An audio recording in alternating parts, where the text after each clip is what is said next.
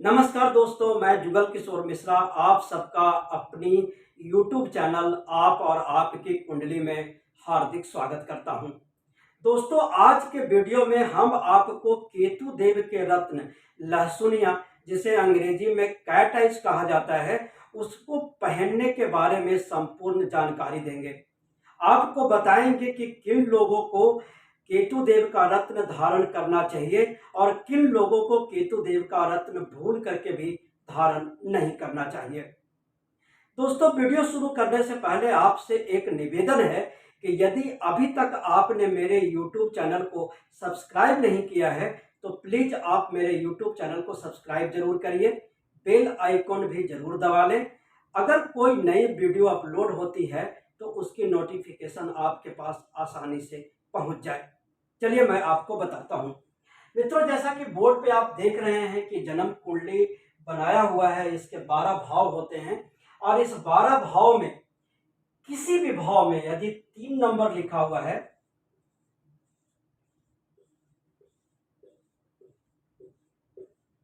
और वहां पे केतु देव बैठे हुए हैं, यानी यहां केतु देव बैठ जाए, यहां बैठ जाए, यहां बैठ जाए, यहां यहां यहां यहां यहां यहां यहां यहां या यहां, ये कहीं पर भी केतु देव अगर 3 नंबर के साथ बैठे हुए हैं तो आपको भूल करके भी केतु देव का रत्न धारण नहीं करना चाहिए, क्योंकि केतु देव मिथुन राशि में नीच के हो जाते हैं और ये जो 3 नंबर है ये मिथुन राशि है।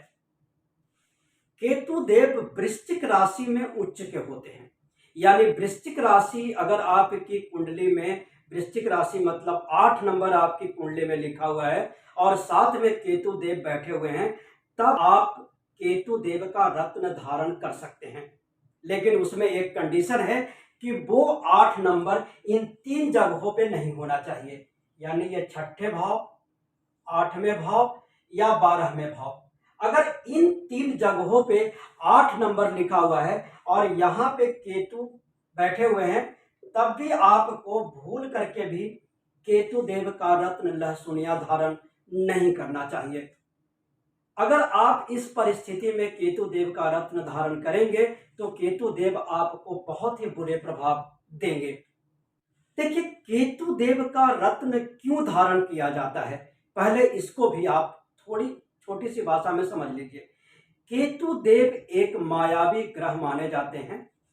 राहु और केतु दोनों को एक ही शरीर के 2 अंग माने जाते हैं, लेकिन केतु का जो स्वभाव होता है वो राहु के बिल्कुल विपरीत होता है। केतु को धर्म का प्रतीक भी माना जाता है। केतु को सेपरेशन से भी जोड़ के देखा जाता है, क्योंकि केतु देव धर्म को रिप्रेजेंट करते हैं, इसीलिए केतु देव उतने बुरे परिणाम नहीं देते जितना राहु देव देता है।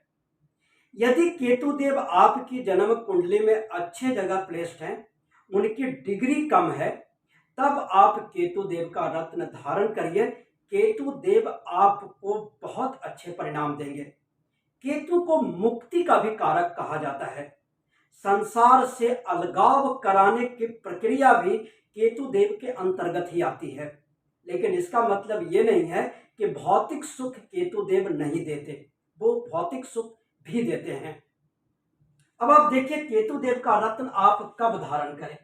यदि केतु देव आपके लग्न में बैठे हुए हैं और या केतु देव आपके तीसरे घर में बैठे हुए हैं, यदि केतु देव आपके 6ठे भाव में बैठे हुए हैं, केतु देव आपके 8वें स्थान में बैठे हुए हैं, या केतु देव यदि आपके 12वें स्थान में बैठे हुए हैं, तब आप केतु देव का रत्न धारण कर सकते हैं। लेकिन शर्त पहले वाली वही रहेगी कि इस तीनों घर में 8 8 8 या 3 3 या 3 लिखा हुआ नहीं होना चाहिए, यानी केतु देव यहाँ पे बैठे तो हों लेकिन वहां पे वृश्चिक की राशि ना हो या और मिथुन की राशि ना हो। इसके अलावा ये जो लग्न में बैठे हो केतु, कोई भी राशि में हो, आप केतु देव का रत्न धारण कर सकते हैं। यदि तृतीय भाव में केतु बैठे हुए हैं तब भी आप केतु का रत्न धारण कर सकते हैं, वो आपको बहुत अच्छे परिणाम देंगे। इसके अलावा एक और जगह है जहां पे केतु अगर बैठे हैं तो आपको केतु का रत्न लहसुनिया धारण करना चाहिए, वो है 11th हाउस। अगर ग्रहमेय स्थान में केतु दाव यदि ग्रहमेय स्थान में केतु देव बैठे हुए हैं तब भी आपको केतु देव का रत्न लहसुनिया धारण करना चाहिए। आपको ये अचानक से लाभ कराएंगे, अचानक से आपके पैसों में वृद्धि कराना शुरू कर देंगे।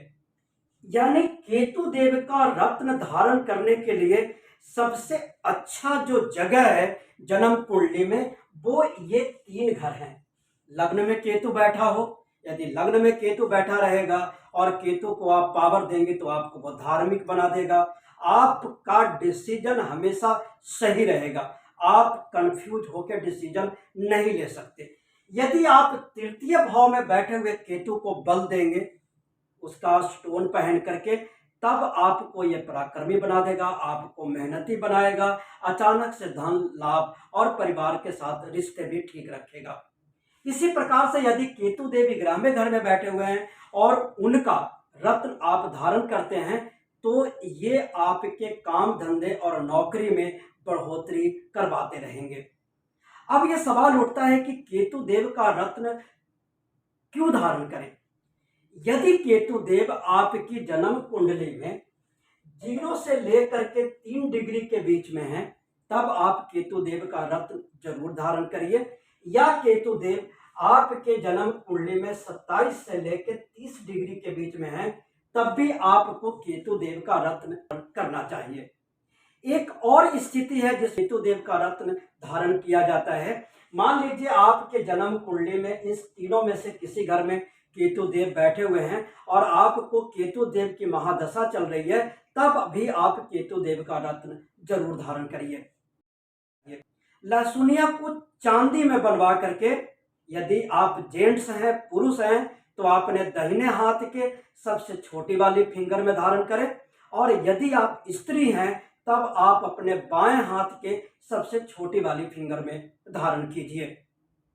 लहसुनिया धारण करने का सबसे उत्तम दिन बुधवार होता है, और आप ये कोशिश करें कि केतु देव का रत्न सुबह के 10 बजे से पहले अच्छे तरीके से अभिमंत्रित करके यानी पूजा पाठ करके धारण किया जाए। यदि इस प्रकार से आप केतु देव का रत्न धारण करेंगे तो लहसुनिया आपको बहुत ही अच्छा परिणाम देगा। धन्यवाद।